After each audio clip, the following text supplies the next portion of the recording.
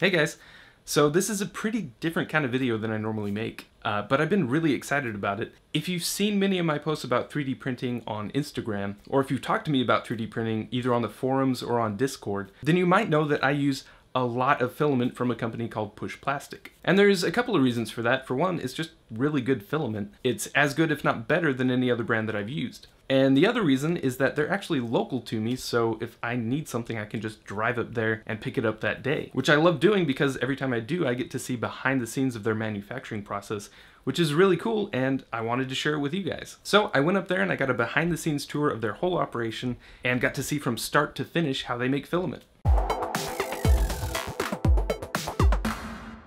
So a couple of things before we get into it. First, yeah, I am a really big fan of theirs, but this isn't a sponsored video. They're not paying me for this or anything. I just thought that it would make an interesting video. But they were nice enough to give me a couple of gift cards to give away to you guys. So if you want to win some free filament, check out my Instagram account and there should be a recent post about it. Also, a huge thanks to my friend Travis Kirsch for helping me out with this video. He's a local videographer that does some really cool stuff. So if you're into that kind of thing, then definitely check him out on Instagram.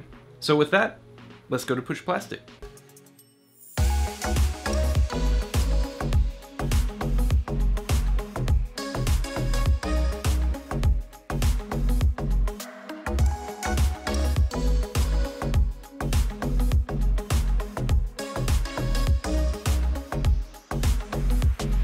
So this is Nick Booth. He's one of the owners and founders of Push Plastic. They've been around for about 5 years, and he's going to show us how they turn raw materials into a roll of filament that you can use in your printer.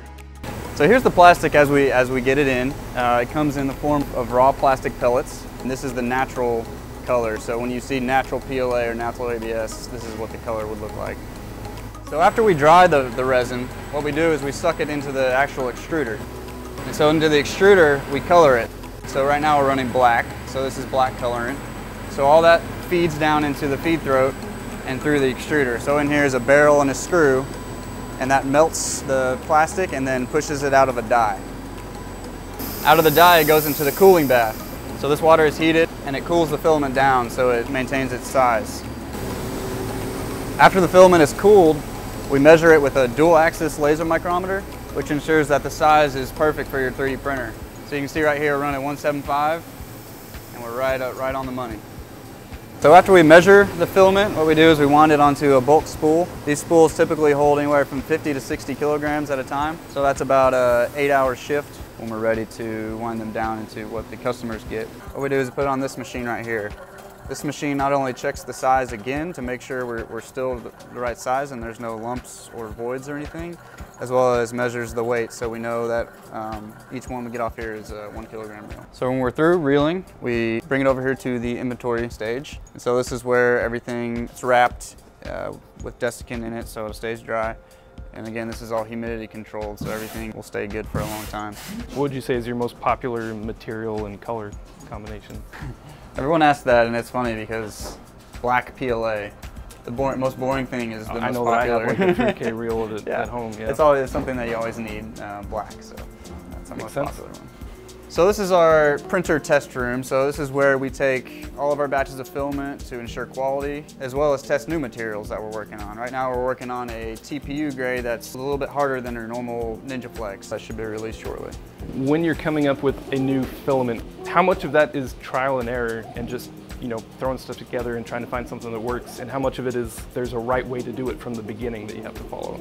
There's quite a bit of trial and error in the process, especially a couple years ago before some of the large chemical companies started getting on board with 3D printing. Now there's several companies that are actually making materials designed specifically for 3D printing, which is really nice. Before it was a lot more trial and error where we had to test several different grades before you found something that would work for both for extrusion and for 3D printing. So this is our large format machine. It's a Titan Robotics Atlas, 42 inches by 42 inches by 42 inches. It's kind of our platform for doing a little bit of testing with our materials, as well as our pellet extruder, which actually are able to print straight from the pellets that you saw earlier. It also does filament, which was what it's printing right now, and then we use it mainly for testing our materials and for print service.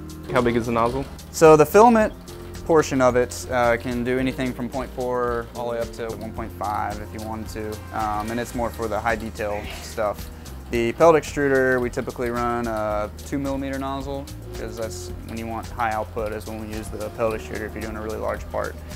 So this is our tool room. This is where we manufacture a lot of the equipment that you saw out there. Both the owners have an engineering background, so it's a natural fit for us to design our own equipment to make 3D printer filament. So this is where we do a lot of that. So for like the gigantic pellet printer, are you making parts for that back here? Yes, all the pellet extruder parts are manufactured by us. They're sold exclusively for the Titan Robotics machine.